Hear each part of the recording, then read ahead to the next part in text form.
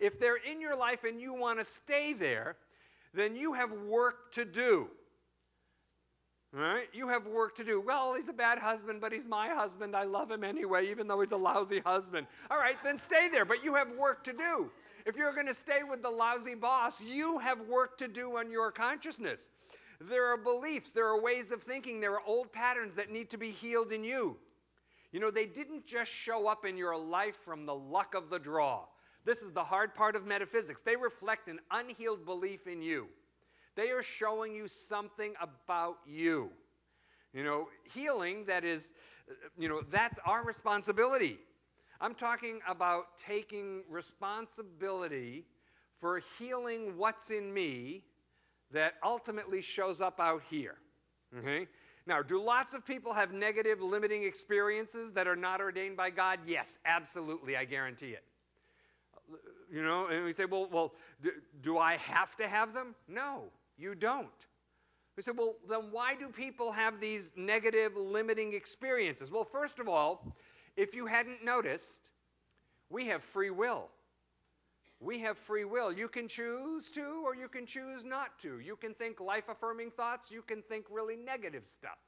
You can eat total junk food garbage, or you can eat organic vegetables that grew up listening to Enya music.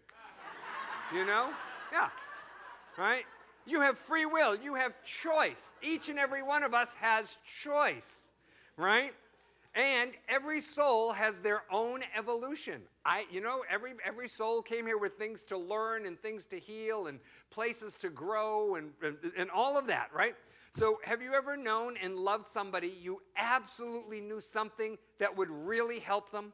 I mean, you really know from your life experience, oh my God, if I could give you this, this would really, really help you. This would make a huge difference in your life, and they were not the least bit interested.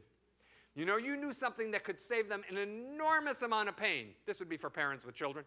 You know, you knew something that could save them an enormous, enormous amount of pain, right? But they were not interested in what you had to share, right? They had to have their own experience. They had to learn it for themselves because that was part of their free will. It was a choice they were making. It was part of their soul's evolution and destiny. And the truth is, we do not know what every soul came here to experience. Okay? And so we can make our own conscious choices. We can be more in charge of our minds. We can make a conscious decision to let go of the beliefs that are limiting us. You know, we can choose to initiate our own spiritual growth. See, this for me is really part of the Jesus Christ teaching that we don't wait for stuff to happen to us. I know where I have to heal. I know where I have to grow. I know where I have to be better and more loving and more compassionate and more forgiving.